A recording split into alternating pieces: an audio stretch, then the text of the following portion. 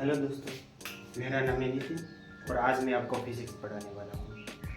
Physics के अंदर ज़्यादातर बहुत सी ब्रांचेस आती हैं, जैसे कि क्लासिकल मैकेनिक्स, क्वांटम मैकेनिक्स, फिर ऑप्टिक्स और इलेक्ट्रोडायनेमिक्स। आज हम बात करने वाले हैं इलेक्ट्रोडायनेमिक्स के बारे में। तो इलेक्ट्रोडायनेमिक्स है क्या, इसके फंडामेंटल्स क्या है, इसका रूल्स क्या है, ये किन किन चीज़ों के साथ डील करता है और कौन कौन सी चीज़ इसके अंदर आती है। तो आज हम सब उसी सब चीज़ों के बारे में डिस्कस करने वाले हैं। ठीक है, आपने बेसिकली 12th में इलेक्ट्रोडायनेमिक्स के बेसिक्स तो पढ़े ही होंगे, जैसे कि कूलम्स लॉ, इलेक्ट्रिक फील्ड, फिर इलेक्ट्रिक पोटेंशियल।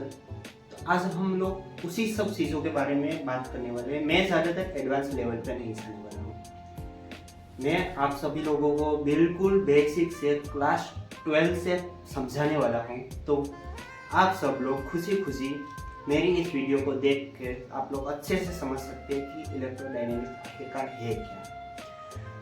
आप लोग एक चीज से वाकिफ होंगे, चार्ज।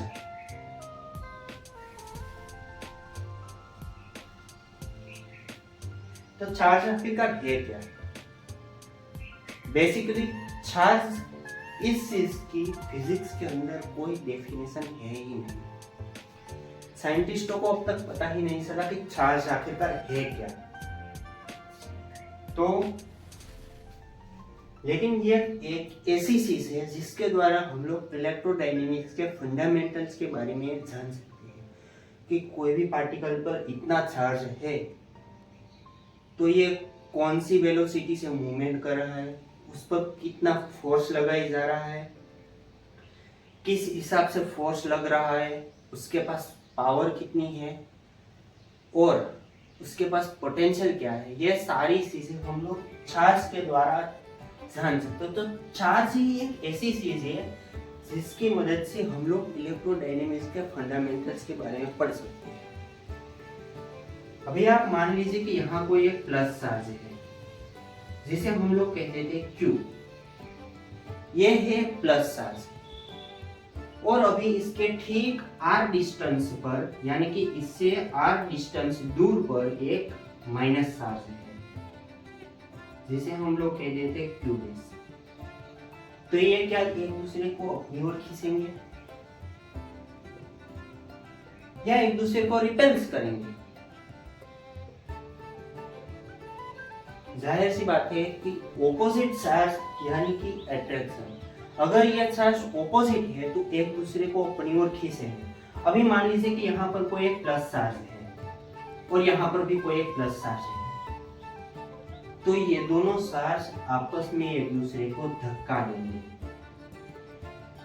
इसे हम लोग कह देते Q1 और इसे हम लोग कह देते Q2। तो Q2 पर Q1 द्वारा लगाया जाने वाला फोर्स यानी कि F12 और Q2 द्वारा Q1 पर लगाया जाने वाला फोर्स यानी कि F21। समझ में आ गया? तो ये दोनों एक दूसरे को रिपेल्स करेंगे क्योंकि इन दोनों का चार्ज का साइन एकदम सेम है।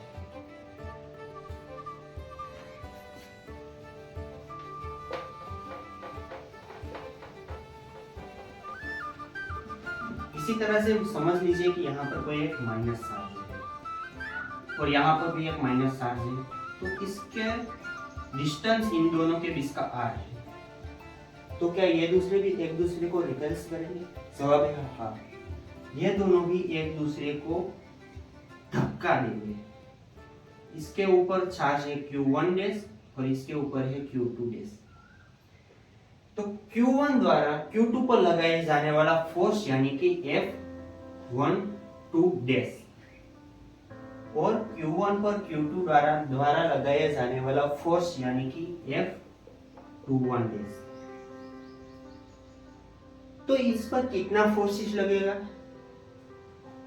कौन सी ऐसी चीज है जिससे ये दोनों आपस में इंटरेक्ट करें? क्योंकि ये दोनों एक दूसरे से r डिस्टेंस पर ही एक दूसरे को टच भी नहीं करे, तो विदाउट टच ये दोनों एक दूसरे के साथ इंटरेक्ट कर कैसे रहे हैं?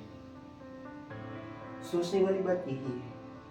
इन दोनों के बीच क्या है ऐसी चीज के जिससे ये दोनों एक दूसरे के साथ कम्युनिकेट कर रहे हैं? एक को पता चला कि वहां पर एक चार्ज है। कैसे? मैं यहाँ खड़ा हूँ और मुझसे 100 किलोमीटर दूर एक दूसरा इंसान खड़ा है, तो मुझे कैसे पता चला रहा है कि वहां पे 100 किलोमीटर दूर कोई इंसान खड़ा है? इसको कैसे पता चल रहा है कि यहाँ पर कोई एक चार्ज है जिसका फोर्स इस पर लग रहा है? इसका कारण क्या है?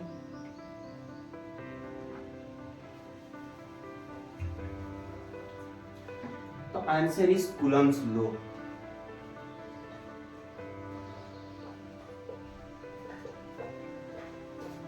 कूलम्ब्स लॉ ये शो करता है कि कोई भी पार्टिकल्स दूसरे पार्टिकल्स पर कितना चार्ज लगा रहा है। मान लीजिए कि यहाँ पर कोई प्लस चार्ज वाला पार्टिकल है जिसके ऊपर चार्ज है Q, और यहाँ पर दूसरा एक पार्टिकल है माइनस चार्ज वाला जिसके ऊपर चार्ज है Q डैश, और इन दोनों के बीच का डिस्टेंस है R। तो ये एक दूसरे पर कितना फोर्स लगाएंगे? क्या ये एक दूसरे को अट्रैक्ट करेंगे, एक दूसरे को रिपेल्स करेंगे? जवाब है एक दूसरे को अट्रैक्ट करेंगे, बरोबर।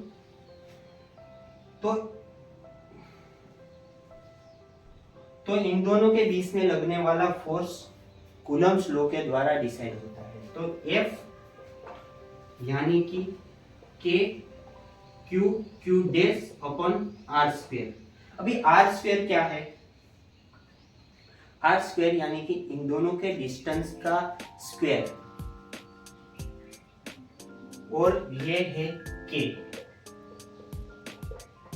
जिसे हम लोग कह देते हैं कूलम्ब्स कांस्टेंट। तो K is equal to 1/4 pi epsilon 0। तो यहां पर एप्सिलॉन 0 यानी कि शून्यावकाश में इलेक्ट्रिक परमिटिविटी, जिसकी वैल्यू होती है 8.85 मल्टीप्लाई 10⁻⁻12। ये है इसकी वैल्यू। अभी इस वैल्यू को हम लोग यहाँ पे डाल देते हैं, तो फोर्स यानी कि हो जाएगा 1/4 pi epsilon 0 Q dash upon R square. तो इसे कहते हैं कूलम्ब्स लॉ। कूलम्ब्स लॉ का अर्थ होता है कि फोर्स कितना लग रहा है दो पार्टिकल्स के बीच का, कितना है। अभी यहाँ पे आप देख सकते हैं कि इस चार्ज की वैल्यू माइनस में है, ठीक है। तो ऑब्वियसली आंसर भी माइनस में आएगा, क्योंकि ये एक दूसरे को अट्रैक्ट कर रहे हैं। माइनस साइन यानी कि ये दोनों एक दूसरे को अट्रैक्ट कर रहे हैं। अभी मान लीजिए कि यहाँ पर कोई एक प्लस चार्ज है, तो जाहिर सी बात है कि यहाँ पर माइनस चार्ज नहीं, माइनस साइन नहीं आएगा, ठीक है।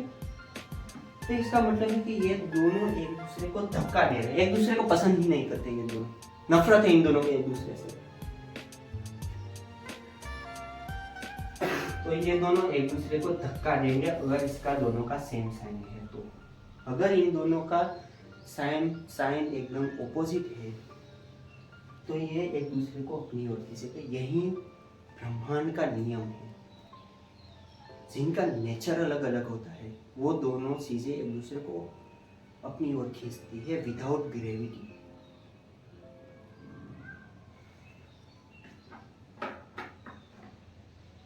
तो ये तो हो गया कूलम्ब्स लॉ।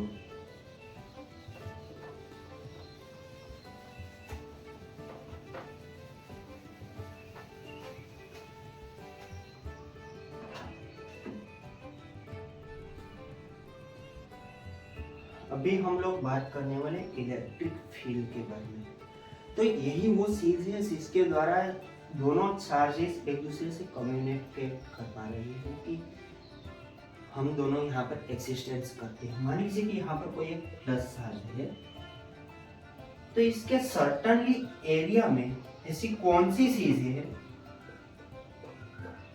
जिसे वो दूसरे चार्ज पार्टिकल्स को बता पा रहा है कि वो यहाँ पर है अभी, तो उस चीज को कहते हैं इलेक्ट्रिक फील्ड।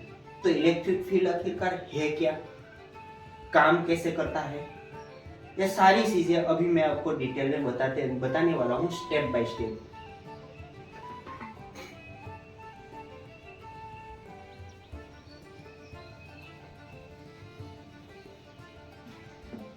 मान लीजिए कि यहाँ पर कोई एक माइनस चार्ज है, जैसे हम लोग कह देते हैं Q1। अभी हम लोग इससे r डिस्टेंस पर एक छोटा सा बहुत ही हल्का सा यूनिट चार्ज रखते हैं कि जिसके ऊपर चार्ज की वैल्यू एकदम 1 है। ठीक है, 1 प्लस हो या माइनस हो ये आप डिसाइड करें। ठीक है, इसे हम कह देते हैं Q डैश। तो ये जो Q1 है, ये Q डैश पर कितना फोर्स लगा है, तो ये ऑब्वियसली तो हम लोग कूलम्ब्स लॉ के द्वारा डिसाइड करने वाले हैं। F1 upon Q dash is equal to K Q1 Q dash upon R square। तो ये है इन दोनों के बीच में लगने वाला फोर्स। अभी जाहिर सी बात है कि Q डैश है वो यूनिट चार्ज है, यानी कि Q dash is equal to 1 coulomb. ठीक है, तो यहाँ पर हम लोग 1 कूलम पुट कर देते हैं is equal to K Q upon R square. तो इस चीज को हम लोग कह देते हैं इलेक्ट्रिक फील्ड, जैसे हम लोग E के द्वारा शो करते हैं, E के द्वारा। तो E यानी कि इलेक्ट्रिक फोर्स, इसका मतलब होता है कि किसी certain distance per unit charge के ऊपर ओरिजिनल चार्ज के द्वारा लगने वाला फोर्स, जिसे हम लोग कह देते हैं इलेक्ट्रिक फील्ड। यानी कि यहाँ r डिस्टेंस पर इस चार्ज का कितना प्रभाव पड़ रहा है, यहाँ इसकी शक्ति क्या है, जिसे हम लोग कह देते हैं electric field. E is equal to K Q upon R square. इसको हम लोग अभी ये हो गया हमारा इक्वेशन 2 और ये हो गया हमारा इक्वेशन 1। दोनों को कंपेयर कर देते हैं हम, सॉरी यहाँ पर 1 आएगा, कंपेयर कर देते हैं। तो यहाँ पे हम लोग देख सकते हैं कि F1 Q dash is equal to E upon E Q1 dash. तो यूनिट चार्ज पर लगने वाला फोर्स यानी कि ये हो गया। तो अभी E तो 1 Q1 डैश तो 1 है, इसलिए E ही आएगा। अभी मान लीजिए कि इसकी वैल्यू Q डैश 1 नहीं, मतलब कि ये यूनिट चार्ज नहीं है, इसे हम लोग कोई बड़ा चार्ज मान लेते हैं Q।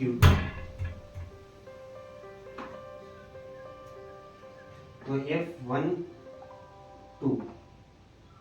ठीक है, तो अभी हम लोग इन दोनों इक्वेशंस को कंपेयर करके देखते हैं।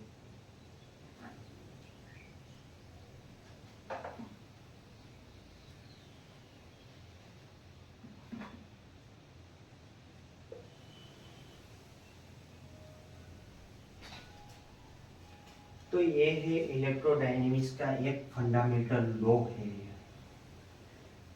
बेसिक सा लॉ है।